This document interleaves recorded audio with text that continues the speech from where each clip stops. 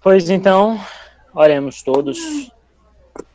Vamos falar com Deus. Querido Senhor, muito obrigado porque essa semana está chegando ao fim, porque a gente já está no seu santo sábado, que é uma bênção para a gente, então a gente te agradece porque o Senhor nos dá esse Amém. sábado, porque o Senhor nos dá esse encontro, a possibilidade de mesmo distante, em diversos lugares, até em outro estado, e mesmo que a gente estivesse em outro país, a gente podia estar agora conversando, batendo um papo e vamos estudar a tua palavra. Também te pedimos que o teu Santo Espírito venha nos guiar. Mas especificamente a gente queria te pedir por algumas pessoas, alguns que são de grande importância para a gente e que têm estado no nosso pensamento por diversas razões.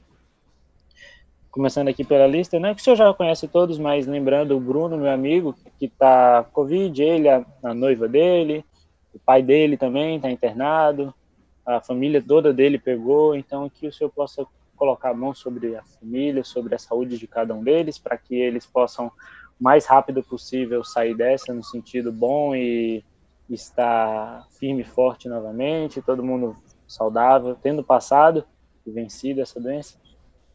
Peço também Amém. sobre a questão lá da casa, que o senhor já sabe, tenho orado para o senhor sobre isso, mas que o senhor possa guiar todos os envolvidos para que dê tudo certo.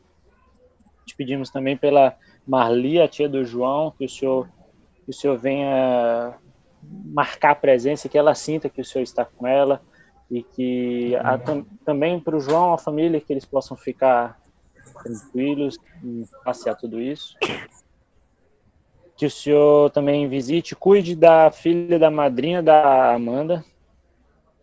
São tantas pessoas que o senhor sabe que são que, que por diversas razões, sejam aqueles que nós citamos aqui, questão de doença, por questões de dificuldade da vida, enfim, o senhor sabe muito mais do que a gente aquilo que passa no coração e na mente de cada uma dessas pessoas, e o senhor sabe como chegar lá no ponto certo para trazer a paz, para trazer o alívio, e é por isso que a gente te pede, para trazer a cura também, Senhor. Te pedimos pela Larissa que acabou de sair, porque está cansada, dor de cabeça, que o senhor possa ajudar ela a se recuperar, que o remédio, a água, o suco, a fruta, enfim, o que ela for fazer agora para tentar aliviar possa ser de grande eficácia, para que amanhã ela possa estar na igreja com a gente, confraternizando, cantando, louvando a Ti. Te pedimos também pela prima dela, o senhor sabe de toda a situação muito mais do que nós, então nós entregamos nas Tuas mãos. Te pedimos pela Nami, familiares do Igor, e mais uns que a gente quer que o Senhor esteja junto, que o Senhor possa trazer paz, a cura, enfim, tudo que for necessário, e mesmo que isso não seja o que o Senhor quer dar, que o Senhor dê aquilo que eles precisam receber. E também ao Igor, nosso amigo do antigo aluno do Colégio Militar, né, o Igor, que o Senhor possa estar com ele, dando saúde também, para ele poder estar conosco na igreja amanhã, e que nos próximos sábados também ele se envolva mais conosco, e que principalmente, Pai, que as dúvidas que ele ainda tiver, o que faltar para ele tomar uma decisão mais firme ao teu lado, que seja feito no tempo certo, da maneira certa, e que todos nós aqui, como jovens, como amigos, possamos servir como meios para levar essa bênção a ele, e que ele possa aceitar e que todos juntos possamos fazer uma festa. Enfim, o Senhor sabe de todas as pessoas que estão no nosso pensamento, até as que a gente não citou aqui. O Senhor sabe de todos os problemas que a gente mesmo passa. Então, nós queremos entregar tudo nas tuas mãos. Pedir que o Senhor tome as melhores decisões e que o Senhor nos ajude a caminhar nessa direção da melhor decisão. E mesmo que os nãos venham, que os sims venham, enfim, que a gente reconheça que aquilo que vai acontecer está abaixo do Senhor, que o Senhor é superior a tudo isso e que qualquer coisa, seja a pior situação possível, pode cooperar para o bem. Então, nos ajuda a te amar, a te buscar e a aceitar o chamado que o Senhor tem para nós também, para que tudo isso possa acontecer plenamente em nossa vida. Que o teu Santo Espírito possa trabalhar, que a palavra que vai ser lida agora não simplesmente passe pelos nossos ouvidos, mas que venha com uma voadora de 2 pés no nosso coração, para que a gente entenda cada vez mais de Ti, se aproxime cada vez mais de Ti e não tenhamos medo de nos relacionar com o Senhor, de conhecer o Senhor na prática. É por isso que a gente te pede, Senhor Deus, confiando. E se não confiamos, pedindo a confiança também. Em nome de Jesus nós oramos. Amém. Amém. Amém. Galerinha, continuando aí a... Semana passada não deu pra gente fazer aquela série que a gente tava fazendo, né? De narrativas bíblicas. Mas a gente vai continuar hoje. E hoje sou eu que vou passar... eu junto com vocês, né? A gente vai seguir daquele mesmo esqueminha. Vamos ler alguns versos e depois falar a respeito, fazer perguntas ao texto e ver as lições que esse texto pode tirar, pode nos dar e que a gente pode trazer para a nossa vida. Quero que vocês abram lá em 1 Reis, capítulo 17. 1 Reis 17. Como é que o Trajano te chama, João? Rave? É Rave. Roche é o Lucas. Rave é o... Rave é comigo, é verdade. Cara, não sabe. Enfim, é que tu falou, não sei o que eu vou passar. Aí eu pensei, como é que o Trajano chama ele, velho? Como é que... Cara, é Rave. O que é Rave mesmo? É mestre? É? Não, é professor? Algo do tipo, né? As mesmas letras de Rabi. 1 Reis 17. Todo mundo já abriu aí? Eu abri. Então vamos lá.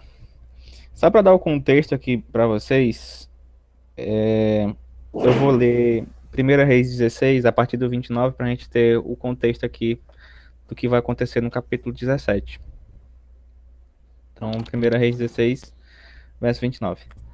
Acabe, filho de Onri, começou a reinar sobre Israel no ano 38º de Asa, rei de Judá. E reinou Acabe, filho de Onri, sobre Israel em Samaria 22 anos. Fez Acabe, filho de Onri, o que era mal perante o Senhor. Fez Acabe, filho de Onri, o que era mal perante o Senhor, mais do que todos os que foram antes dele. Como se fora coisa de só menos andar ele nos pecados de Jeroboão, filho de Nebate, tomou por mulher Jezabel, filha de Et-Baal, rei dos Sidônios, e foi e serviu a Baal e o adorou. Levantou um altar a Baal na casa de Baal que edificaram em Samaria. Também Acabe fez um poste ídolo, de maneira que cometeu mais abominações para irritar o Senhor, Deus de Israel, do que todos os reis de Israel que foram antes dele. Em seus dias, Hiel, o betelita, edificou Jericó. Quando lhe lançou os fundamentos, morreu-lhe Abirão, seu primogênito, quando lhe pôs a palavra do Senhor, que falava por intermédio de Josué, filho de Num. Ou seja, o que é que está acontecendo aqui? Acabe se torna o rei de Israel. E aí, o que ele faz? Besteira, né? Como a gente sempre faz também. Mas ele fez uma besteira aqui muito grande, que foi o quê? Ele se casou com Jezabel, que era filha de Et-Baal, né? Que era rei dos Sidônios. E também serviu a Baal. Ele se casou com uma mulher fora de Israel, que servia a um outro Deus, e começou a servir esse outro Deus junto com ela, né? Ignorando o Deus de Israel. Então, esse era o contexto. Acabe, e tipo assim, isso fazendo com que todo o povo começasse a idolatria também, né? Porque o povo segue o rei. Se o rei for seguir a Deus, o povo segue a Deus. Se o rei não seguir a Deus, o povo não segue a Deus. Mas, aí o que acontece? Eu queria que alguém lesse do verso 1 até o verso 6 de 1 Reis 17. Posso ler? Pode sim. Bora.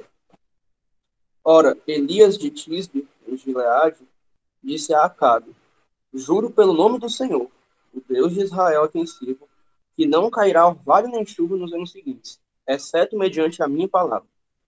Depois disso, a palavra do Senhor veio a Elias: saia daqui, vá para o leste e esconda-se perto do riacho de Querite, a leste do Jordão. Você beberá do riacho, e dei ordens aos corvos para o alimentarem lá. E ele fez o que o Senhor lhe tinha dito. Foi para o riacho de Querite, a leste do Jordão, e ficou lá. Os corvos lhe traziam pão e carne de manhã e de tarde, e ele bebia água do riacho. Pronto. E aí, o que é que vocês acham desses versos? O que é que chama a atenção de vocês nesses versos?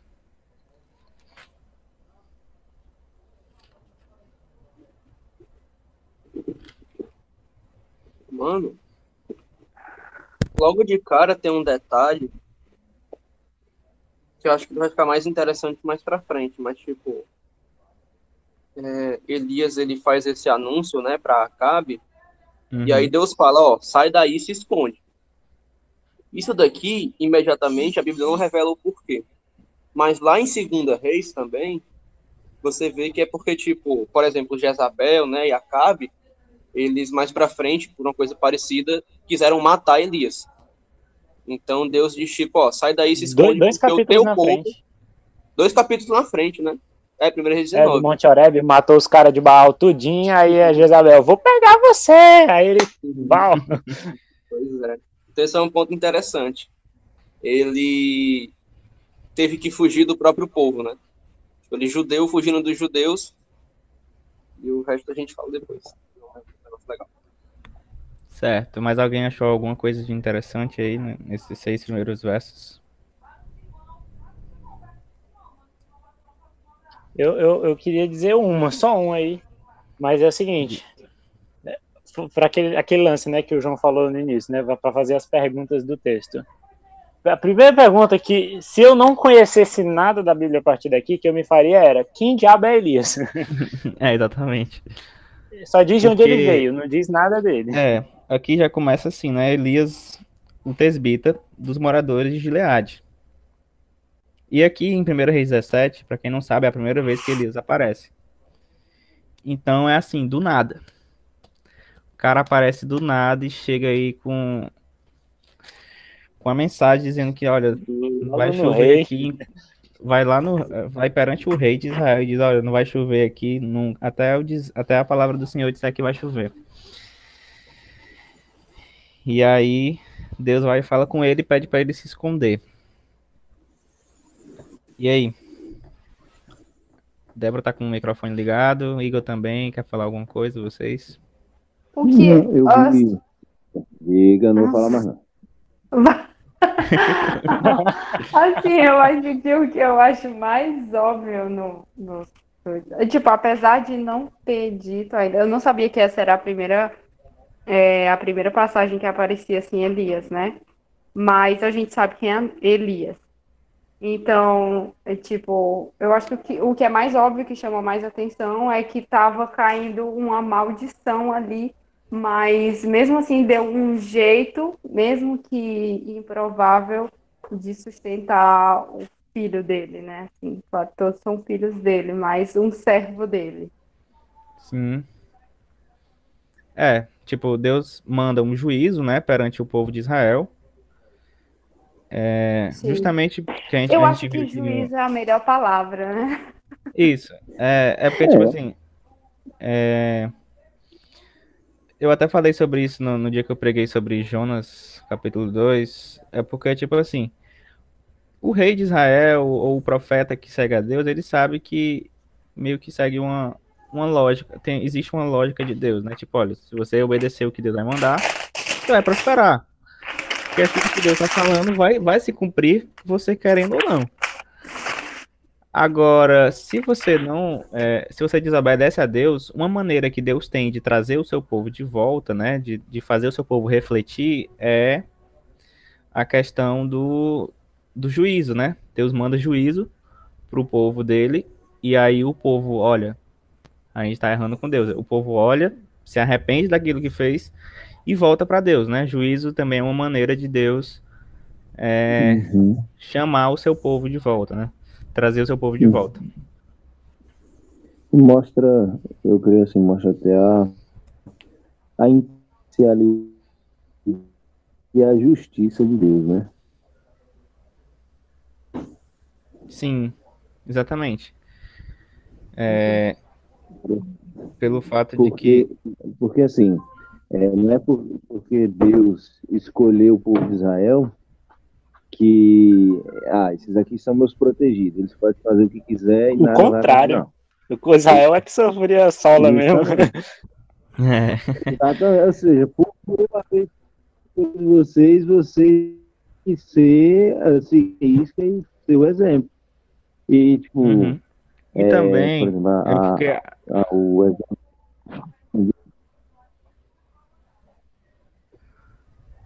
está travando pra mim. Tá travando pra vocês também? Mas Tá, não. deu uma travada. Travou só um pouquinho do Igor? Igor, mas dava pra ouvir. Pronto, pode Ah, falar. ele tá aí. Não, assim, é porque você começou a falar, eu parei, mas assim, é, a, ao exemplo, por exemplo, você está mencionando aí do rei, do profeta, tipo assim, todos aqueles que eram líderes, eles tinham que exercer um exemplo ainda maior, né? Tipo, eles tinham uma responsabilidade ainda maior. Moisés, tipo, quando ele bate na rocha, é uma coisa simples, mas para Deus aquilo ali era algo duro, porque assim, ele tinha a responsabilidade, então assim, ele não havia seguido o mandamento de Deus, havia feito como se com a força dele, o poder dele, ele havia feito sair água da rocha. Ele não seguiu a palavra de Deus. Então, assim, da mesma forma como você leu no verso, no capítulo 16, fala que Acabe foi, até então, era o pior dos piores. Ele estava fazendo. Então, assim, Coisa que aquilo nenhum ali. outro rei tinha feito, né? Exato. Então, assim, não podia ser, assim, sair sem uma resposta divina, né? Mas, assim, Sim. só para finalizar o comentário, embora o que eu vi, né? Por exemplo, realmente, essa é a primeira passagem que fala de Elias, e realmente, geralmente na Bíblia, quando fala de alguém, vai ter uma característica, alguma coisa, vai apresentar, né? Mas o que eu vi aí no verso 1, Elias meio que dá uma característica dele mesmo, quando ele fala o Deus de Israel perante o qual eu estou, né? O Deus que eu. Então, assim, mostrava meio que fala, essa pequena partezinha, para mim, pelo menos, fala da, da integridade, do contraste de Elias para com o rei, para com o povo como um todo. Então, embora Sim. não dê uma característica dele, ele mesmo dá. Ele já chega dizendo, ó, o Deus perante o qual eu estou. Então, vocês estão de forma errada. Eu vi essa Sim. parte. Exatamente. Então, Elias aparece aqui e. Exatamente, Débora. Chegou com os dois pés na porta e foi tacando voador e tudo. É porque, tipo, geralmente a gente acha que o juízo ele é uma coisa totalmente ruim, que Deus tá fazendo aquilo ali porque ele quer que a gente sofra. Mas não, é justamente o contrário, ele quer que a gente seja salvo. Ele tá mandando aquele juízo ali que é pra gente ver, olhar, pensar no que é que tá acontecendo ali com a nossa vida e nos fazer refletir e se arrepender daquilo que a gente tá fazendo, né? Então, num primeiro momento, o juízo ele parece algo que é totalmente ruim, mas na verdade ele é uma das formas também de Deus salvar o seu povo, de Deus trazer o seu povo para ele. Um A- remédio, a- né? exatamente. É a mesma coisa com a disciplina na igreja. Tipo, por que que existe uma disciplina na igreja? Exatamente por isso, para fazer a pessoa refletir. No primeiro momento, parece que a pessoa está ali sendo humilhada, está sendo ali, que o pecado dela está sendo exposto de uma certa forma. Mas a disciplina ela serve também para salvar aquela pessoa, para ela ver o que ela está fazendo de errado e voltar para os caminhos de Deus, voltar para os caminhos corretos. Justo. Tipo, se a igreja não tem disciplina, é uma igreja que não quer salvar, né? Assim, Claro, você parafraseando. tem que apontar aonde tá vendo algo errado. E assim, a pessoa que, digamos, cometeu algo, ela pode até achar ruim, dizendo, mas Deus não me ama, Deus não é amor, eu não Eu não preciso disso, mas assim, de fato, Deus é amor, mas ele é justiça. A justiça dele, ela precisa ser mostrada, porque senão é muito fácil toda hora eu sair, quebrar e voltar a hora que eu quiser, voltar sempre. Então fica bagunça, vira bagunça. Exatamente. Então vamos lá continuar.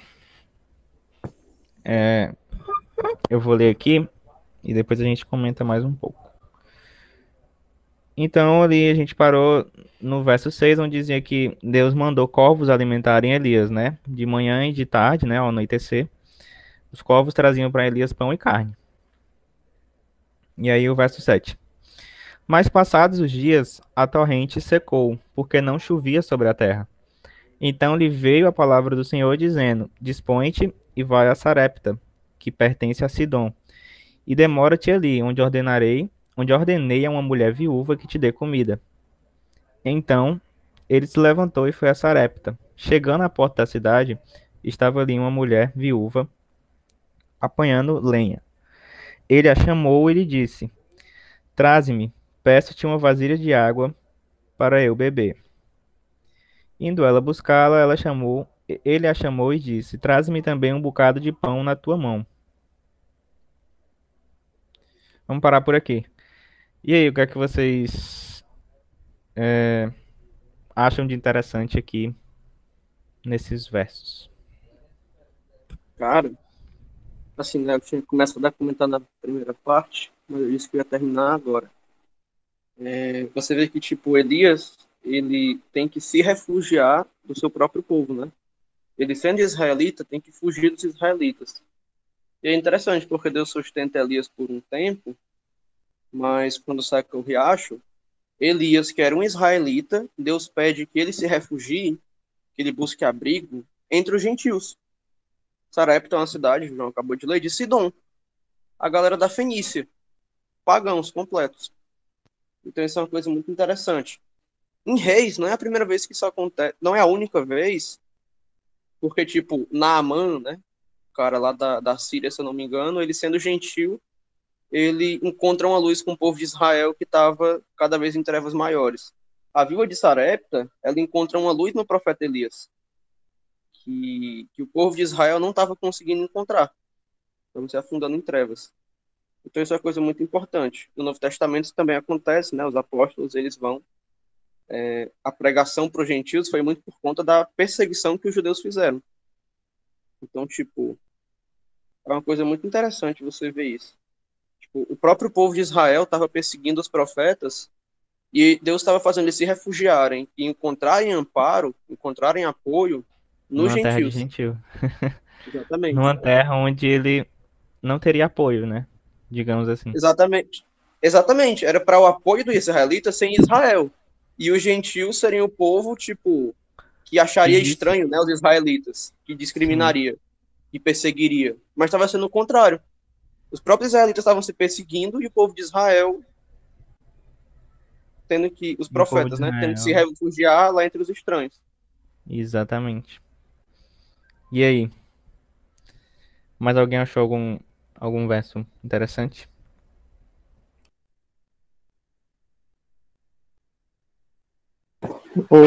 Só dois comentários para completar o que o Luiz Carlos falou. Foi mal, na hora que o Igor abriu o microfone eu falei. Não, mas diga. Mas é a questão desse paralelo, até Jesus mesmo, né, nasceu, teve que ir pro Egito, porque o pessoal queria matar ele, mal tinha nascido.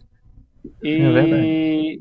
Mas também essa ideia que até ele foi para Sidom e o pai, né, de Jezabel, ele era rei dos Sidônios, se não me engano, Sidom. Então, tipo, ele tava no lugar que, em teoria, ele não devia estar, né? Tipo, ele devia estar em Israel. Israel devia estar acolhendo ele, né? Mas Deus, não.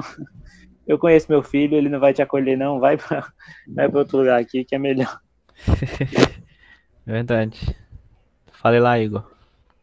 Pois é, não, o que eu vi interessante aí é, digamos, o cuidado de Deus com Elias.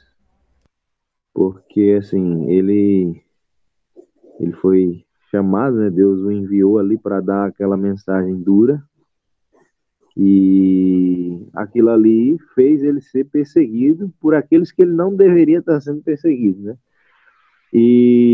Mas assim, Deus teve cuidado com ele. Deus envia ele para aquele riacho, que era um dos últimos lugares, quem sabe, naquele momento, na terra que estava tendo água. Deus envia corvos para ele com comida. E aí, mas assim, tipo, é interessante a gente ver que em algum momento aquilo ali acabou. Aquilo ali acabou e foi, eu creio, que mais uma prova assim para a fé de Elias. Quem sabe ele estava ali nos últimos dias vendo a água secando, secando, e meu Deus, e agora? E Deus, pela fidelidade dele, responde para ele, dizendo que já havia ordenado a uma mulher gentil, uma mulher de um povo pagão, ou seja, no verso 9 aí, que você leu, Deus fala para ele que a mulher já tinha recebido a ordem que ele iria, né? Então, assim, o cuidado de Deus para com ele era muito grande. Então, sendo fiel a Deus, a gente não tem que se preocupar, né? Vai ter provas, mas vai ter também o cuidado dele. Exatamente. Às vezes vai parecer muito difícil, mas a gente tem a certeza de que Deus vai dar um jeito. Ele sempre dá. Como a gente pode ver aqui com Elias. Agora, uma coisa também que me chamou a atenção, que na primeira vez que eu li não tinha me chamado a atenção, mas quando eu estava estudando ontem com o Jean esse texto, ele me chamou a atenção sobre isso, foi que assim, Deus, no verso 6, tinha mandado corvos para alimentar Elias. E aqui ele pede, e agora Elias está pedindo pão à mulher, pão e água à mulher. E aí? Tipo, Deus ele podia muito bem ter continuado mandando os corvos trazer alimento para Elias, mas ele decidiu não fazer. Por quê? Por que vocês acham que ele fez isso? Cara, no Atos dos Apóstolos, acho que já todas as nações também, mas principalmente no Atos dos Apóstolos, Ellen White cita relacionando com Paulo, né? Tipo, Paulo sendo preso pelos judeus, etc., e sendo refugiado nos gentios. Mas ela fala, tipo, que a viúva de Sarepta, ela encontrou a luz por meio do profeta Elias. Então, assim, o grande objetivo era justamente a salvação daquela mulher. Tipo, Deus enviou, foi uma via de mão dupla, né? Elias, tipo, Deus enviou ela no caminho de Elias para que ela pudesse ajudar Elias, né, e sustentar o profeta, mas Deus também colocou Elias no caminho dela para que ela pudesse encontrar a luz, encontrar a verdade por meio daquele profeta que foi enviado. Então, isso é um negócio muito legal. Deus, ele... É uma expressão bem moderna, mas, tipo, unir útil ao agradável, né? Tipo, ajuda o profeta e já recebe o evangelho. E aí, mais alguém?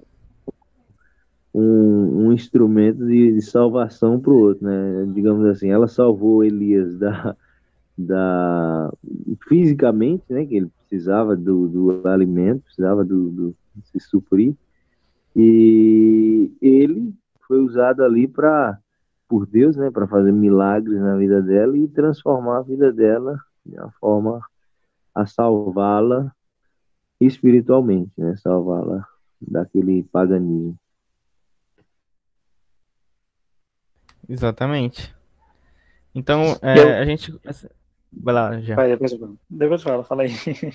Não, eu já ia dizer que quando a gente continuasse lendo mais pra frente, a gente ia perceber isso que o Luiz falou, que aqui o ponto principal não era Elias, mas a salvação da mulher e do filho dela.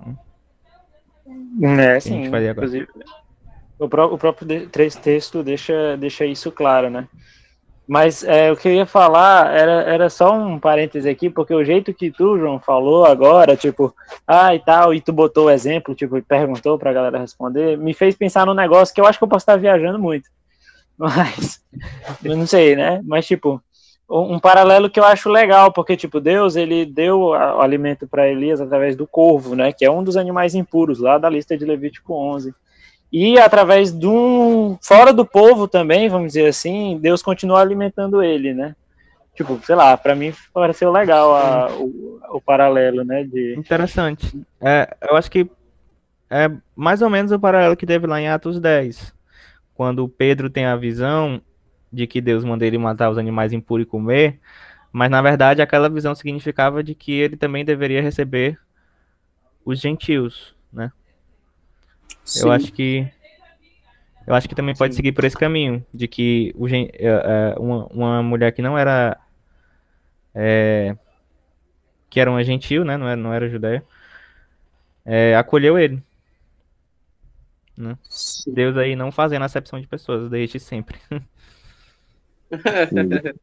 Mostra que Deus sempre quis salvar a todos, né? E não só ao povo de Israel.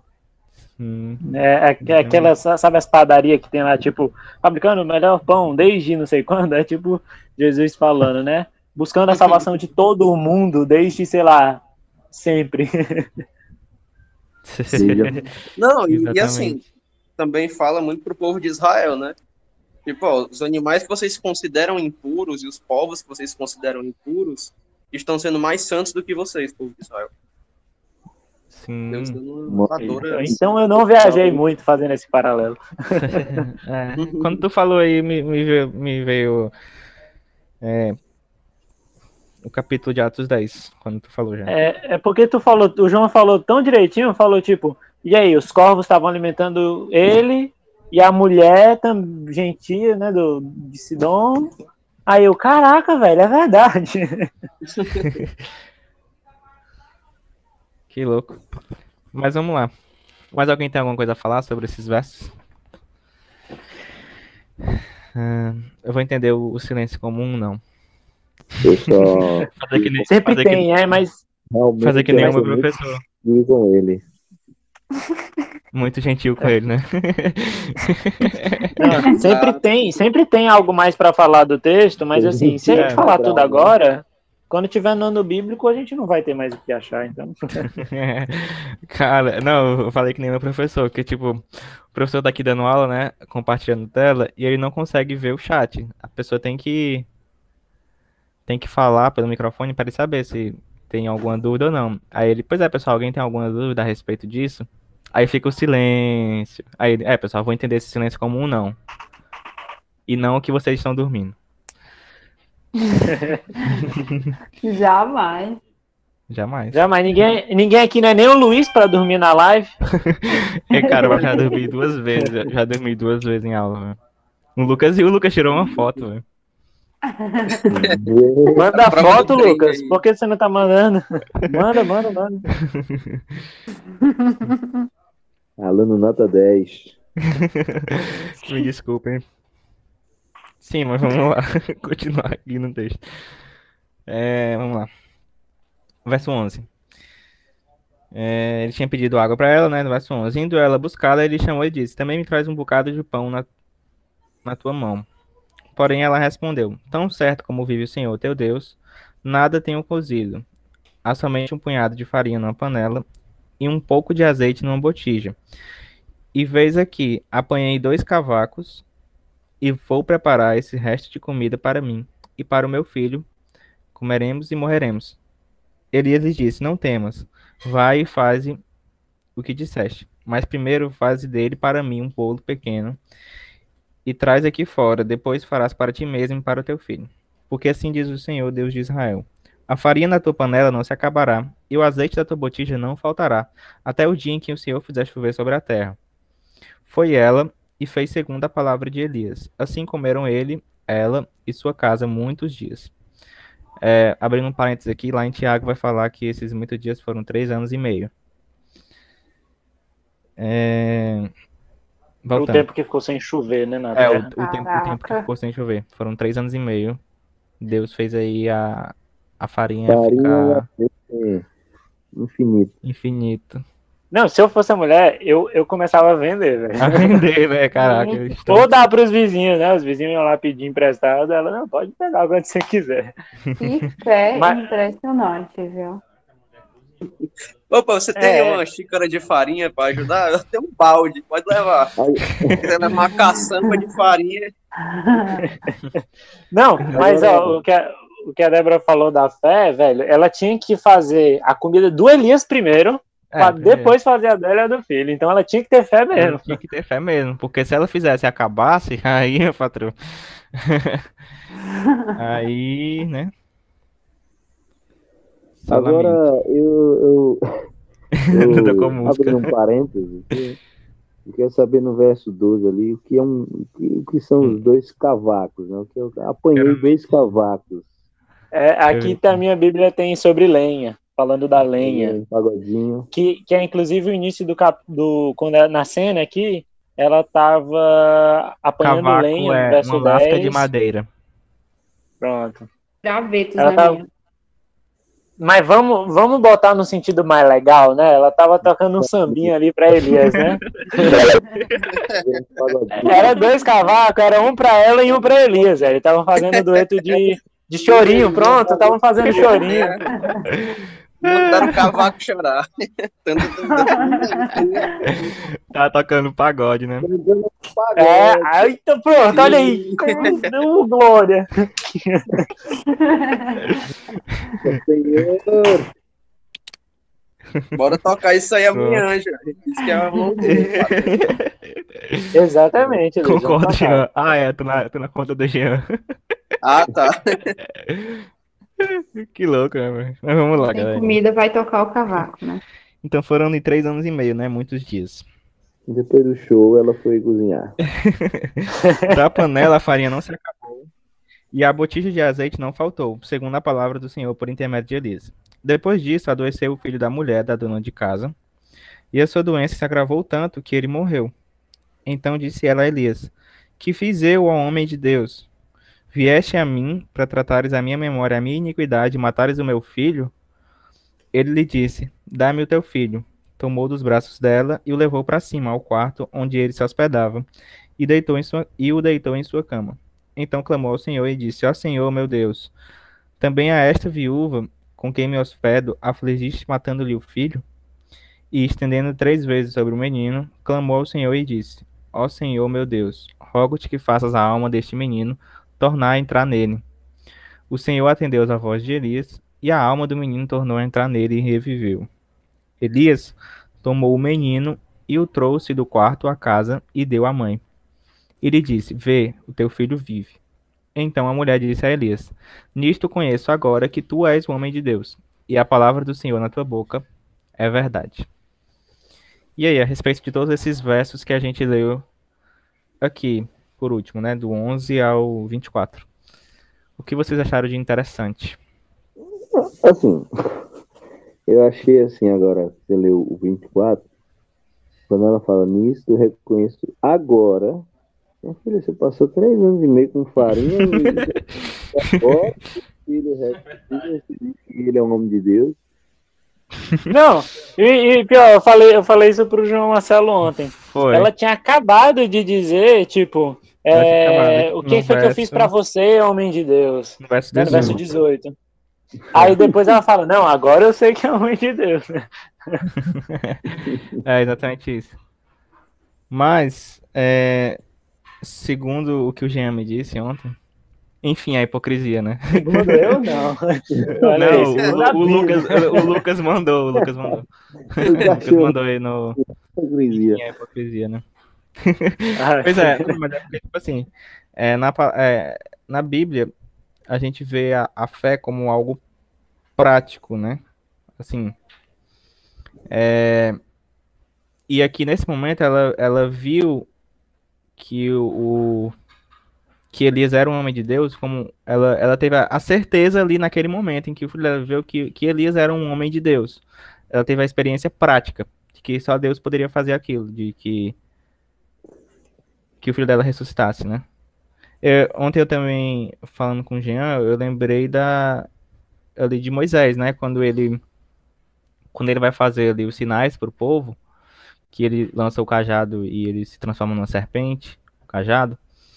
Os egípcios também conseguiram fazer isso, né? Eles conseguiram imitar a mesma coisa, jogando o cajado e as serpentes apareceram. Então, assim, a mulher viu ali, né, que a farinha não acabava e o azeite também não, isso ela poderia achar que era, assim, né, na minha concepção, eu pensei nisso. Ela poderia achar que, tipo, Satanás poderia também ter feito aquilo ali, né, através de Elias, se ele não fosse um homem de Deus. Mas quando ela vê ali que o filho dela estava morto e Elias ora a Deus e o menino revive, né, o menino ressuscita, ela ali tem a prova concreta, né, ela tem a exemplificação ali da fé e o testemunho ali de Elias de como ele era um verdadeiro homem de Deus. Então ali foi mais uma, quando ela fala agora conheço que tu és um homem de Deus, então ali ela percebe de fato que ele era um homem de Deus e que ele não era só um impostor, né? Nisso daí que o João tá falando, tem a questão de que, tipo, Deus sabe onde cutucar, né? Onde dar a voadora, onde dar o murro, onde fazer tudo. Então, tipo, por mais que ela tenha tido a experiência do azeite, da farinha, que é uma experiência que, cara, se eu fosse aqui em casa, botar a sacolinha de farinha de trigo para fazer a massa, e a sacola não parasse de cair farinha, velho, eu ia ficar muito hypado. Mas assim, tipo, ela tinha experienciado aquilo, mas é como o povo de Israel no deserto, né? Vendo milagre, milagre, milagre, e ainda se sendo duro. Então Deus podia permitir que o filho dela não morresse, podia. Mas Deus permite que o filho dela morra para que ela tenha uma experiência maior ainda e que ela possa se posicionar agora com conhecimento prático, né? Tipo, aquilo que ela já sabia, agora ela ter certeza, né? Tipo, estabelecer mesmo a fé e pronto. E aí, voltando para a ideia inicial, né? Do que o João e o Luiz estavam falando no início, né? De que Elias está ali mais do que ele precisando da viúva. Né? Sim, exatamente. A intenção ali era salvar realmente aquela mulher, né? Mostrar a luz do evangelho para ela. Porque é tanto que ela tinha que crer, né? Ela tinha que dar um passo de fé também. No sentido de crer que a farinha ali iria durar. Mesmo ela sabendo que era pouco para ela e o filho dela, ela preferiu fazer para Elias e ficar com fome. Porque se ele não fosse um profeta verdadeiro, ela teria ficado com fome. Sim. Então ali ela teve um passo de fé. Mas alguém tem alguma coisa a falar? Assim, digamos, eu creio assim, quem sabe duas formas, eu vou fazer dois comentários. Primeiro, por exemplo, ao exemplo do que você falou aí, da experiência de Moisés lá nas pragas, também em frente ao povo no Egito, quando ele fez vários milagres, vários, né? Sim. E o povo, quem sabe, aquilo ali, por eles estarem num contexto de paganismo, um contexto onde havia magia, onde havia tanta coisa, aquilo ali para eles, quem sabe, para alguns não fosse Poderia tão ser comum, né? Moisés, muito bom. Quem sabe eles dizem, pelo menos o cara que está do nosso lado também faz a mesma coisa. Então já mostra um poderzinho. E assim, quem sabe a mulher vendo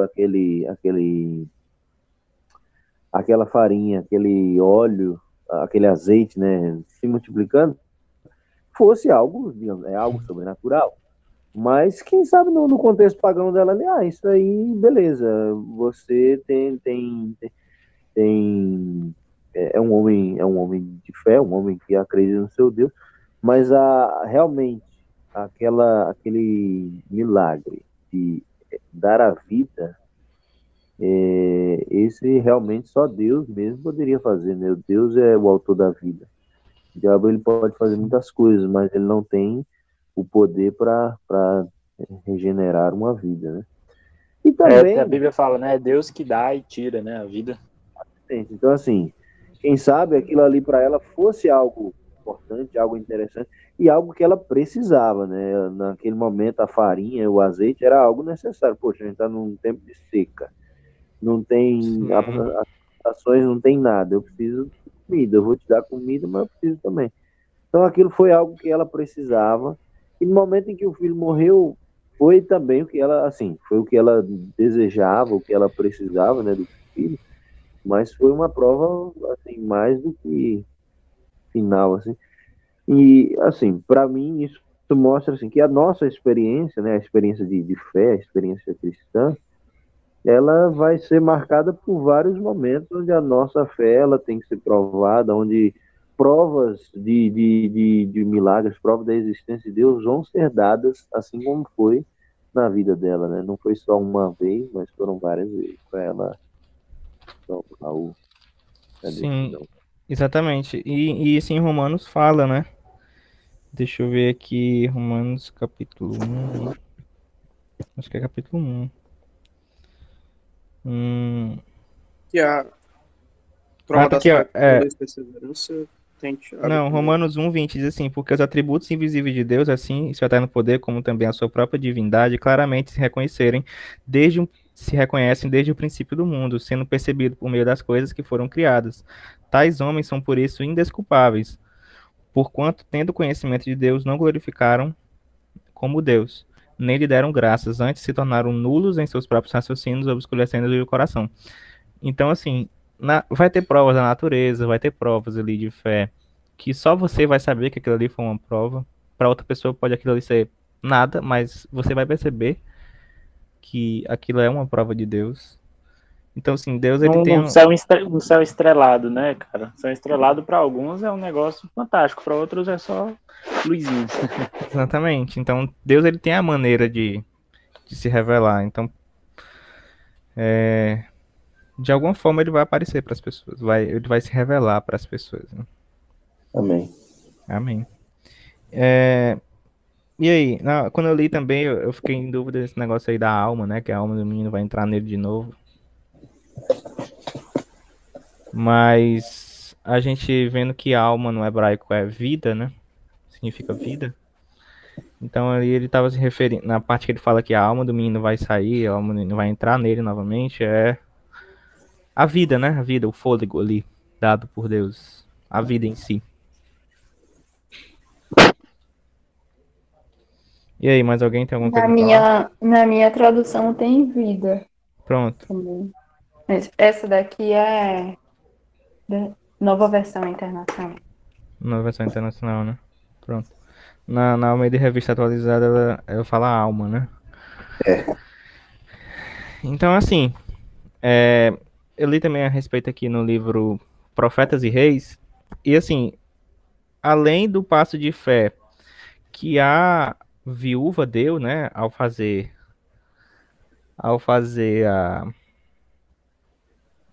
o pão primeiro para Elias, Elias também deu um passo de fé, confiando plenamente em Deus no começo, quando ele foi levar a mensagem a Acabe. Primeiro foi assim, quando eu li no Profetas e Reis, Profetas e Reis, capítulo 9 e 10. 9 e 10. Deixa eu ver aqui. E tipo assim, Ellen White fala que Elias ele se sentia muito triste pelo que estava acontecendo com o povo de Israel, que estava todo mundo realmente se voltando à idolatria, mas ele continuava ali firme, perseverante, orando sempre. Ele continuava perseverando no caminho, até o dia em que Deus chamou ele, né? Ele aparece do nada aqui na Bíblia, só fala de onde ele mora, e aqui no Espírito de Profecia também, tipo, só diz que ele vivia nas montanhas de Gileade.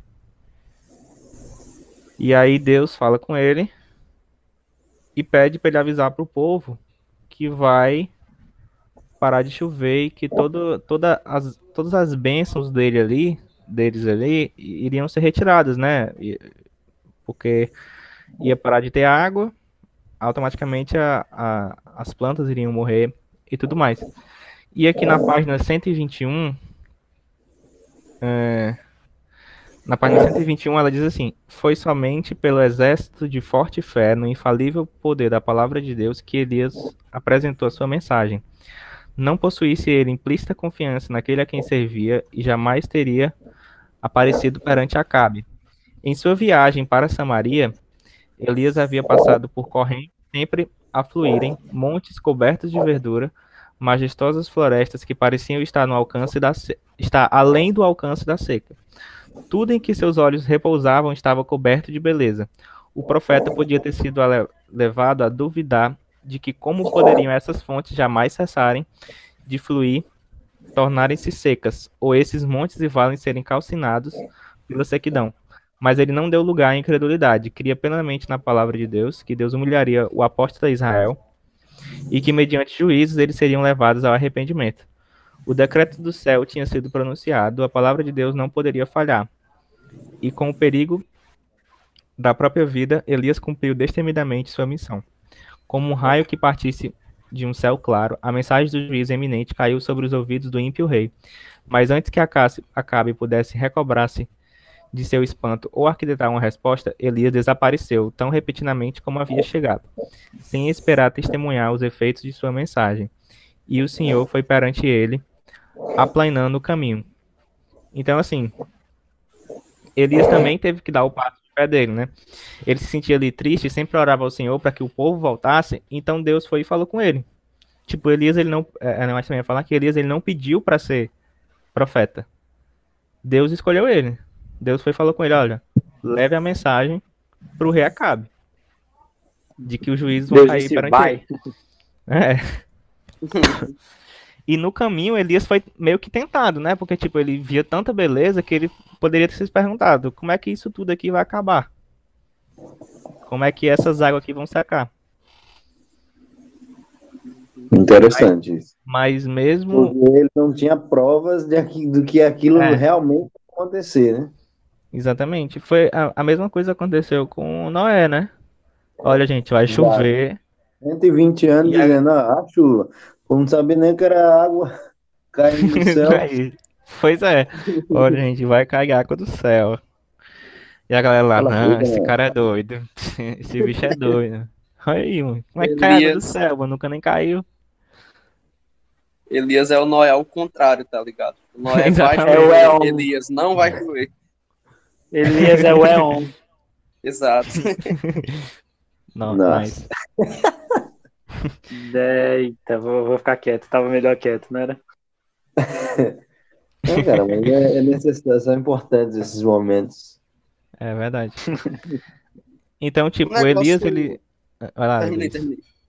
Não, era isso. Então, tipo, Elias, ele poderia ter duvidado de Deus e, olha, eu acho que isso aqui não vai secar, não. Olha essas águas aqui. Por onde eu passo tem água. Não vai secar, não. Olha esses montes aqui, tudo verde. É realmente, tipo assim, é literalmente uma prova de fé, né? Porque você não... Da mesma forma, por exemplo, o exemplo que você deu de Noé. Da mesma forma como ele também nunca tinha visto chuva, mas ele disse, cara, vai cair. Vai cair o quê, meu irmão? Tu não sabe nem o que vai cair. E da mesma forma era Elias, né? O cara vendo tudo verde, assim. Por exemplo, você passa aqui, né, na região onde eu tô aqui, tá mais ou menos desse jeito, porque tá chovendo bastante, tal, tudo verdinho. Você olha, caramba, que bonito. Aí o cara passar por um ambiente assim, dizer, como é que isso aqui vai secar?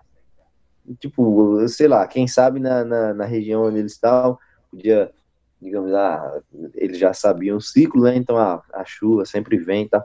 Então o cara não tinha aquela prova, mas era confiar mesmo, era quem tá falando, Era de não sou eu, fato não. acreditar no que Deus disse, né? Exato. Uhum. Não, e um negócio muito legal que Deus faz de vez em quando é que, tipo, Elias estava orando, né? Senhor, o povo tá se afastando, o Senhor tem que resolver. Aí Deus chega para ele e fala, beleza, é tu que vai resolver, vai lá no reino que é com ele. É um negócio legal que Deus faz de vez em quando. Tipo, você ora, aí, Senhor, eu queria que tal coisa se resolvesse. Aí Deus pega e dá a oportunidade de dizer, tá bom, você vai fazer isso, vai lá e resolve. Não, tem duas coisas. Uma a Débora vai lembrar, mas eu vou falar primeiro outra. Que a história de Êxodo é hilária. Tipo, o povo clama por Deus, aí Deus chega para Moisés e fala, olha, o povo tá me chamando, então tu vai lá, beleza? Aí Moisés fica tipo, quê? O povo tá te chamando, velho. Mas a outra coisa, que é esse comentário que o Luiz Carlos fez, tem um pastor que estava lá no NASP, né, o Robson, ele falava, né, nós somos as respostas das orações, né, tipo, Senhor, me ajuda, meu amigo está precisando de ajuda, aí Deus vira para você e fala, beleza, eu vou fazer você conseguir prosperar um pouco, conseguir um dinheirinho a mais, e você vai lá ajudar ele, beleza? Aí, não, Senhor, calma, como assim, né, tipo, nós somos respostas às diversas orações, e Deus gosta de jogar a gente no meio dessas coisas aí, no fogo cruzado, né, vai lá, eu tô contigo, pode ir, vai. Exatamente. Então, assim, tem uma parte aqui também no livro de Profetas e Reis. É, deixa eu só achar aqui. Tá aqui, ó. A viúva de Sarepta repartiu seu bocado com Elias.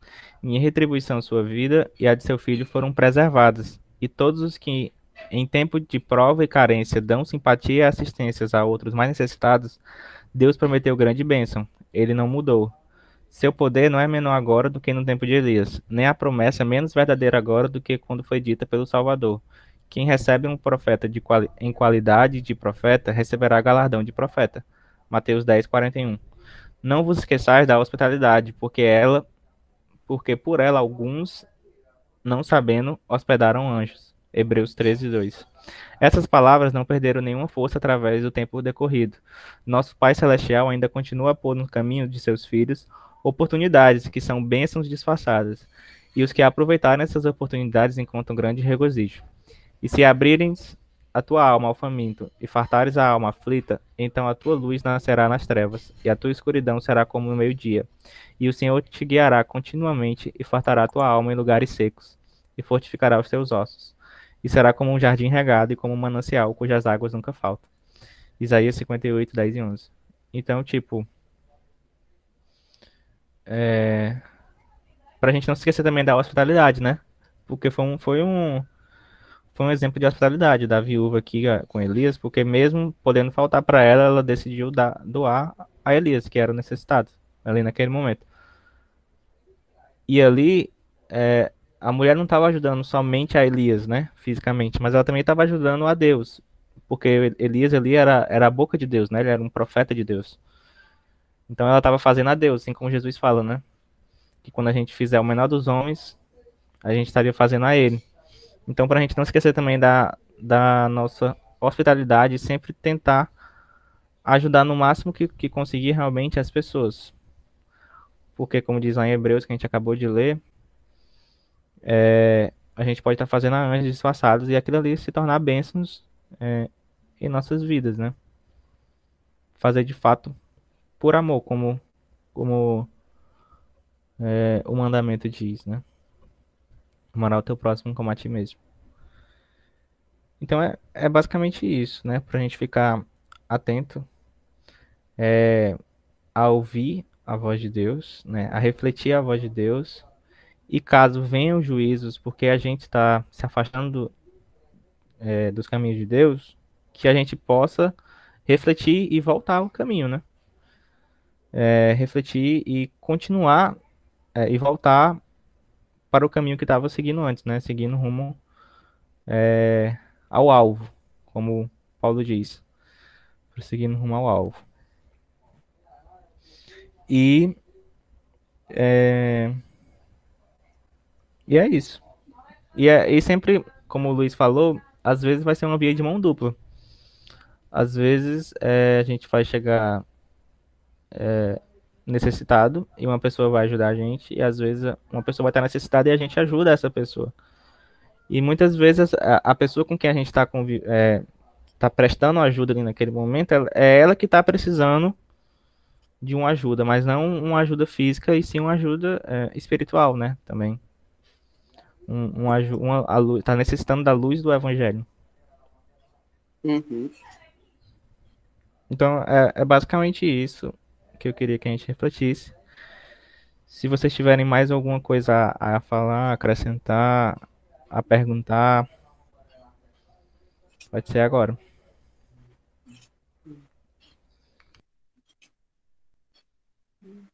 Agora o cálice para sempre. Eu acho que eu vou entender esse silêncio como um não. E vou fazer uma oração aqui pra gente terminar, né? Finalizar esse momento. Tamek, Jean, significa tá show. É isso aí, vai dar certo. Ok, depois vocês me explicam a origem disso. Show. Vai dar certo. Então vamos lá. Fechemos nossos olhos e falemos com Deus. Senhor, te pedimos primeiramente perdão pelos nossos pecados, perdão por nossas falhas.